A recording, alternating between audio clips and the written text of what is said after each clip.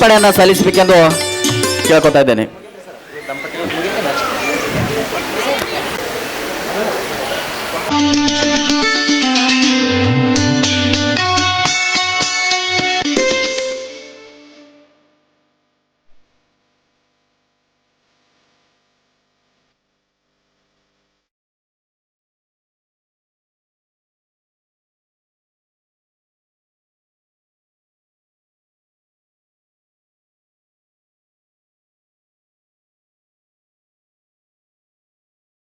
ಕಾರ್ಯಕ್ರಮದಲ್ಲಿ ಭಾಗವಹಿಸುವಂಥ ಎಲ್ಲ ಮುದ್ದು ಮಕ್ಕಳು ರೆಡಿಯಾಗಿರಬೇಕು.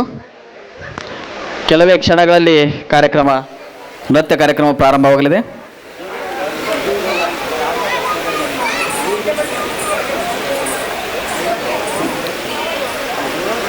ಜೋರಾದ ಚಪ್ಪಾಳೆನೆ ಇನ್ನೂ ಅತ್ಯುನ್ನತ ಹಂತ ತಲುಪಲಿ ಅಂತ ಎಲ್ಲ ನಮ್ಮ ಸಾಹಿತ್ಯ ಪರಿಷತ್ ಹಾಗೂ ಎಲ್ಲರ ವತಿಯಿಂದ ಅವರಿಗೆ ಆಶಿಸ್ತಾ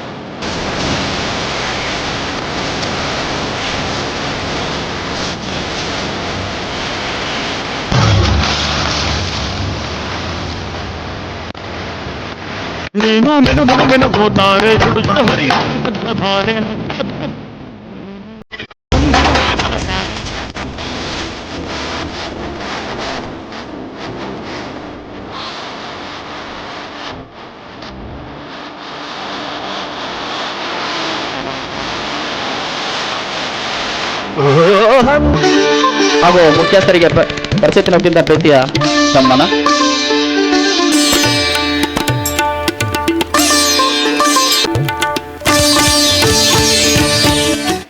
ಧನ್ಯವಾದಗಳು.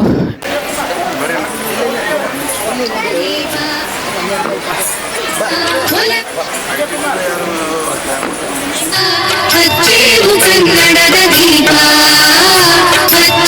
ಕನ್ನಡದ ದೀಪ.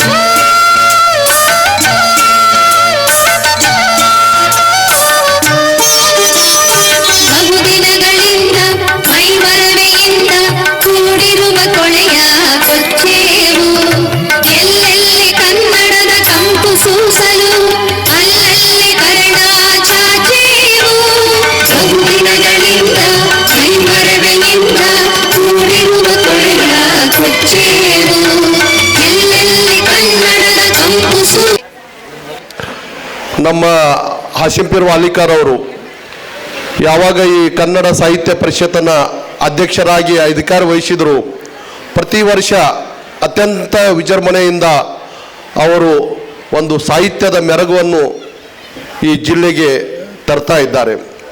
ಬಿಜಾಪುರ ಜಿಲ್ಲೆ ಸೂಫಿ ಸಂತರ ನಾಡು. ಅನೇಕ ದಾರ್ಶನಿಕ ಮಹನೀಯರು ಸಾಹಿತ್ಯಕ್ಕೆ, ಕಲೆಗೆ ಒಂದು ತಮ್ಮದೇ ಆದಂಥ ಕೊಡುಗೆಯನ್ನು ನೀಡಿದ್ದಾರೆ. ವಿಶ್ವಗುರು ಬಸವಣ್ಣವರ ಹುಟ್ಟಿದಂಥ ನಾಡು ಇವತ್ತು ನಮ್ಮ ದೇಶದಲ್ಲೇ ಒಂದು ಏನು ಈ ನಮ್ಮ ಮಾನ್ಯುಮೆಂಟ್ ಜೊತೆ ನಮ್ಮ ಸಂಸ್ಕೃತಿಯು ಒಂದು ದೇಶಕ್ಕೆ ಖ್ಯಾತಿಯನ್ನು ತಂದಿದೆ. ಇವತ್ತಿನ ದಿನಗಳಲ್ಲಿ ನಾವು ನಮ್ಮ ಮಕ್ಕಳಿಗೆ ನಾವು ಸಂಸ್ಕೃತಿ ಉಳಿಸಿ ಬೆಳೆಸಿಕೊಳ್ಬೇಕಾಗಿದ್ರೆ ಶಾಲಾ ಕಾಲೇಜುಗಳಲ್ಲಿ ಏನು ಇವತ್ತು ಪಾಶ್ಚಿಮಾತ್ಯ ಡ್ಯಾನ್ಸ್ಗಳು ಆಗ್ತವೆ, ಫಿಲ್ಮಿ ಹಾಡುಗಳ ಮೇಲೆ ಡ್ಯಾನ್ಸ್ ಆಗ್ತವೆ, ಅದನ್ನು ನಾವು ಬ್ಯಾನ್ ಮಾಡಬೇಕಾಗಿದೆ. ಯಾಕಂದ್ರೆ ನಮ್ಮ ಪಾರಂಪರಿಕವಾಗಿ ಇದ್ದಂಥ ಕಲೆಗಳು, ಅನಕ್ಷರಸ್ಥ ಏನು ರೈತರು ಹುಟ್ಟಿ ಹಾಕಿದಂಥ ಕಲೆಗಳು ಇವತ್ತು ಮಾಯವಾಗ್ತಾ ಇದೆ. ಬೀಸುಕಲ್ ಪದ, ಗೀಗಿ ಪದ, ಇಂಥ ಕಲೆಗಳು ಇವತ್ತು ನಶಿಸಿ ಹೋಗ್ತಾ ಇದೆ. ಅದರ ಜೊತೆಗೆ ಇವತ್ತು ಜಾನಪದ ಕಲೆಗಳು ಇವತ್ತು ಮಾಯವಾಗ್ತಾ ಇದ್ದಾವೆ. ಯಾಕಂದರೆ ಶಾಲೆ ಈ ವೇದಿಕೆಯಲ್ಲಿ ನನಗೆ ಬಹಳ ಸಂತೋಷ ಆಗ್ತದೆ. ನಮ್ಮ ನಾಡು ನುಡಿ ಬಿಂಬಿಸುವ ಕಲೆಗಳ ಪ್ರದರ್ಶನ ಆಗ್ತದೆ. ಇಲ್ಲಿ ಒಂದು ಫಿಲ್ಮಿ ಹಾಡ ಎಂದು ಯಾವುದೇ ವಲ್ಗರ್ ಇದು ಏನು ಇವತ್ತು ಸಾಹಿತ್ಯ ಈ ವೇದಿಕೆ ಆಸ್ಪದೆ ನೀಡುವುದಿಲ್ಲ, ಅದು ಸಂತೋಷ. ಯಾಕಂದ್ರೆ ನಾವು ಇವತ್ತು ನೋಡ್ತಾ ಇದ್ದೇವೆ, ಯಾಕಂದ್ರೆ ಸರಿಯಾದ ಇಲ್ಲದ ಸಾಹಿತ್ಯಗಳು ಇವತ್ತು, ಹಾಡುಗಳು ಇವತ್ತು ಪ್ರಚಲಿತ ಇದ್ದಾವೆ. ಜೋರಾಗಿ ಚಪ್ಪಾಳೆ ಮೂಲಕ ಮತ್ತೊಮ್ಮೆ ಅವರಿಗೆ ಅಭಿನಂದನೆಗಳನ್ನು ಸಲ್ಲಿಸೋಣ. ಈಗ ಮತ್ತೆ ಸುರೇಶ್ ಜತ್ತಿ ಅವರಿಗೆ ಮುಂದಿನ ಕಾರ್ಯಕ್ರಮ ನಡೆಸಿಕೊಡ್ಬೇಕಂತ ಅವ್ರಲ್ಲಿ ಕೇಳ್ಕೊತೇನೆ.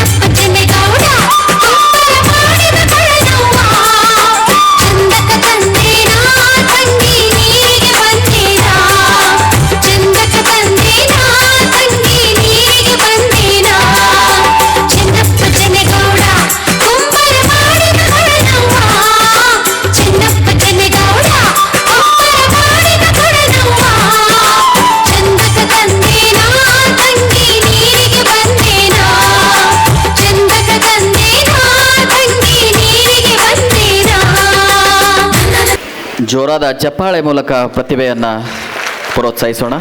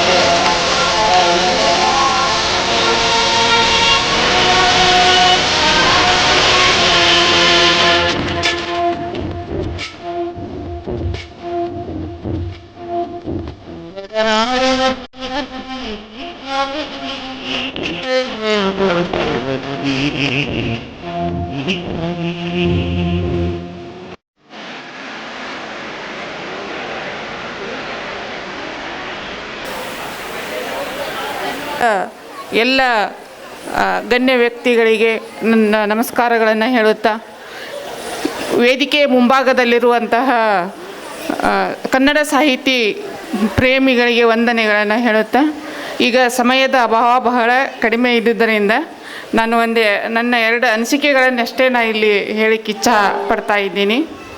ನಾನು ನಮ್ಮದು ಚೇತನಾ ಶಿಕ್ಷಣ ಸಂಸ್ಥೆ ವಿಜಯಪುರ ನಗರದಲ್ಲಿರುವಂತಹ ದೊಡ್ಡ ಪ್ರತಿಷ್ಠಿತ ಸಂಸ್ಥೆಯಾಗಿದ್ದು, ನನಗಿಲ್ಲಿ ಏನು ಮಾತನಾಡೋದು ಅಂತ ನನಗೆ ಗೊತ್ತಾಗ್ತಾ ಇಲ್ಲ. ಯಾಕೆಂದರೆ ಇಲ್ಲೆಲ್ಲ ದೊಡ್ಡ ದೊಡ್ಡ ಸಾಹಿತಿಗಳು ಇದ್ದಾರೆ.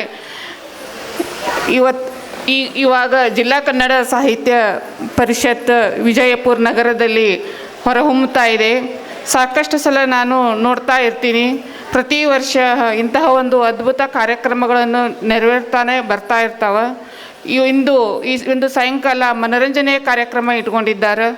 ಮನೋರಂಜನೆ ಅನ್ನೋದು ನಮ್ಮ ಭಾರತೀಯ ಸಂಸ್ಕೃತಿಯೂ ಆಗಿದ್ದು, ಸರ್ ಅವರು ಎಲ್ಲ ವಿಚಾರಗಳನ್ನು ಹೇಳಿದ್ದಾರೆ.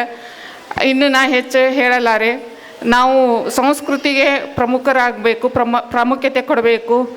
ಈಗ ಸ್ಕೂಲ್ ಕಾಲೇಜ್ಗಳಲ್ಲಿ ಕೆಲವೊಂದು ಅಳವಡಿಸ್ಕೊಳ್ಬೇಕಂತ ಸರ್ ಹೇಳಿದರು. ಅದು ಒಂದು ವಿಚಾರ ನನಗೆ ಬಹಳ ಇಷ್ಟ ಆಯಿತು.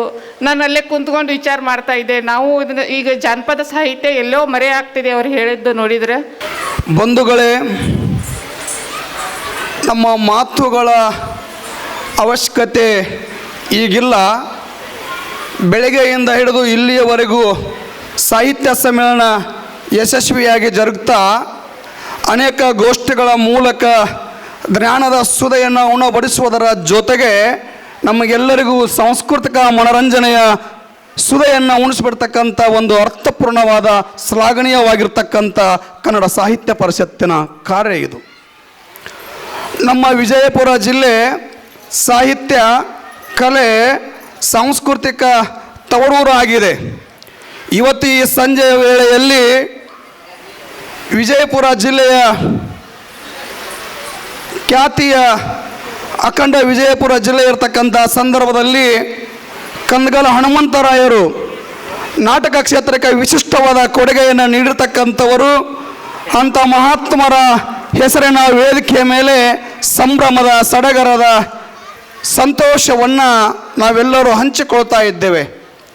ವಿಜಯಪುರ ಜಿಲ್ಲೆ ವಿಶ್ವಕ್ಕೆ ಮಾದರಿಯಾಗಿರ್ತಕ್ಕಂಥದ್ದು. 9ನೇ ಶತಮಾನದಲ್ಲಿ ನಮ್ಮ ಕವಿ ರನ್ನ ವಿಜಯಪುರ ಜಿಲ್ಲೆಯವನು. ಆತ ಗದಾಯುದ್ಧದಲ್ಲಿ ಕಲೆಯ ಮಹತ್ವವನ್ನು ತಿಳಿಸಿಕೊಡ್ತಾನೆ ಹಳೆಗನ್ನಡದಲ್ಲಿ.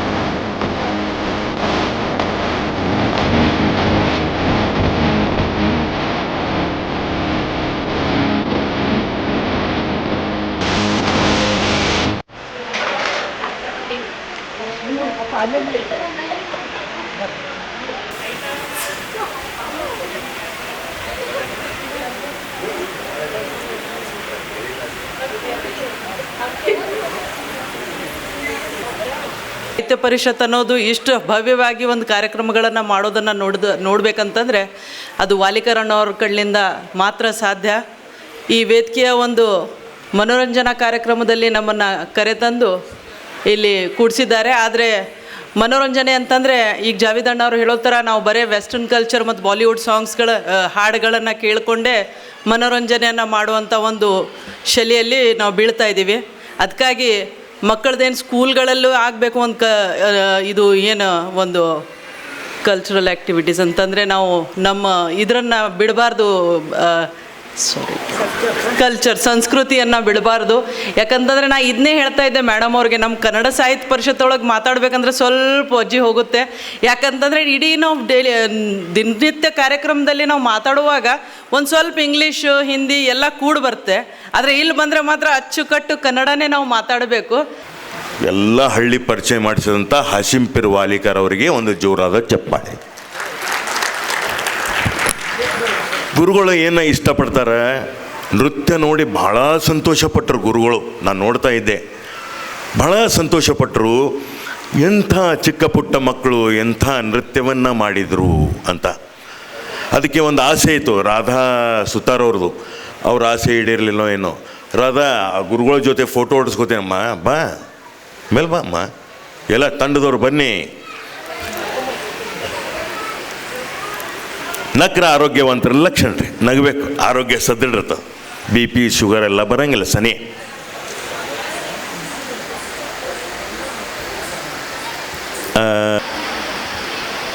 ಕನ್ನಡ ಸಾಹಿತ್ಯ ಪರಿಷತ್ತು ವಿಜಯಪುರದ ಅಧ್ಯಕ್ಷರು, ಕ್ರಿಯಾಶೀಲರು, ಸಂಘಟನಾ ಚತುರರು ಆದಂತಹ ಆತ್ಮೀಯರಾದಂತಹ ಶ್ರೀಯುತ ಹಾಸಿಂಪೀರ್ ವಾಲಿಕಾರ್ ಅವರಲ್ಲಿ ಶರಣುಗಳನ್ನು ಸಮರ್ಪಣೆ ಮಾಡಿ, ಸಮಯ ಬಹಳ ಕಡಿಮೆ ಇರುವುದರಿಂದ ಬಹಳ ಆಗಿರುವುದರಿಂದ ವೇದಿಕೆ ಮೇಲೆ ಕುಳಿತಂತಹ ಎಲ್ಲ ಮಹನೀಯರಲ್ಲಿಯೂ ಕೂಡ ಅನಂತ ಶರಣುಗಳು. ಕಾರ್ಯಕ್ರಮದಲ್ಲಿ ಆಸೀನಗೊಂಡಂತಹ ಸಮಸ್ತ ಎಲ್ಲ ಕನ್ನಡ ಅಭಿಮಾನಿಗಳಿಗೆ ಅನಂತ ಶರಣಾರ್ಥಿಗಳು. ಬೆಳಗ್ಗೆ 11 ಗಂಟೆಗೆ ಬಂದೀವಿ ನಾವು. ಮೊದಲನೇ ಉದ್ಘಾಟನಾ ಕಾರ್ಯಕ್ರಮ ಆಯಿತು, ಮೊದಲನೇ ಗೋಷ್ಠಿ ಆಯಿತು, ಶರಣರ ಗೋಷ್ಠಿ ಆಯಿತು, ಬಂಡಾಯ ಸಾಹಿತ್ಯ ಆಯಿತು, ಈಗ ಸಾಂಸ್ಕೃತಿಕ ಕಾರ್ಯಕ್ರಮವೂ ಮುಗೀತು. ವರ್ಷ ಇದೇ ಆಗ್ತದೆ ನಮ್ಮದು. ನಮ್ಮ ಹಾಸಿಂಪೀರ್ ವಾಲಿಕಾರ್ ಅವರು ನಮಗೆ ಕೊನೆ ಕಾರ್ಯಕ್ರಮ ಮುಗಿಸಿನೇ ಕಳಿಸ್ತಾರೆ. ಈಗ ಇವತ್ತಿನ ಏನು ಸಮ್ಮೇಳನ ಸರ್ವಾಧ್ಯಕ್ಷರು ಅಂತಹ ವಚನಗಳನ್ನು ಕಲ್ಲಿನೊಳಗೆ ಕೆತ್ತಿ ಅಜರಾಮಜರವಾಗಿ ಉಳಿಯುವಂಥ ಕಾರ್ಯವನ್ನು ಮಾಡಿದಂಥವರು ಇಂಗಳೇಶ್ವರದ ಹಿರಿಯ ಪರಮ ಪೂಜ್ಯರು. ಅವರು ಈ ಒಂದು ಸಮ್ಮೇಳನದ ಸರ್ವಾಧ್ಯಕ್ಷರು. ಇದು ಒಂದು ವಿಶೇಷತೆ. ಆ ವಿಶೇಷತೆಯನ್ನು ಮಾಡಿದಂಥವರು ನಮ್ಮ ಹಾಸಿಂಪೀರ್ ವಾಲಿಕಾರ್ ಅವರು. ಬಹುಶಃ 20 ವರ್ಷ ಆಯಿತು ಕನ್ನಡ ಸಾಹಿತ್ಯ ಸಮ್ಮೇಳನ. 20ನೇ ಸಮ್ಮೇಳನ ಇದು. 20ನೇ ಸಮ್ಮೇಳನ ಆದರೂ ಸಹಿತ ಬೇರೆ ಬೇರೆ ಸಾಧಕರನ್ನು ಸಮ್ಮೇಳನ ಅಧ್ಯಕ್ಷರು ಮಾಡಿರಬಹುದು. ಆದರೆ ಒಬ್ಬ ಮಠಾಧಿಪತಿ, ಒಬ್ಬರು ಮಠದ ಹಿರಿಯ ಪೂಜ್ಯರನ್ನು ಸಮ್ಮೇಳನ ಅಧ್ಯಕ್ಷರು ಮಾಡಿದ್ದು ಬಹುಶಃ ಇದೇ ಮೊದಲು ಅಂತ ಅನಿಸ್ತದೆ.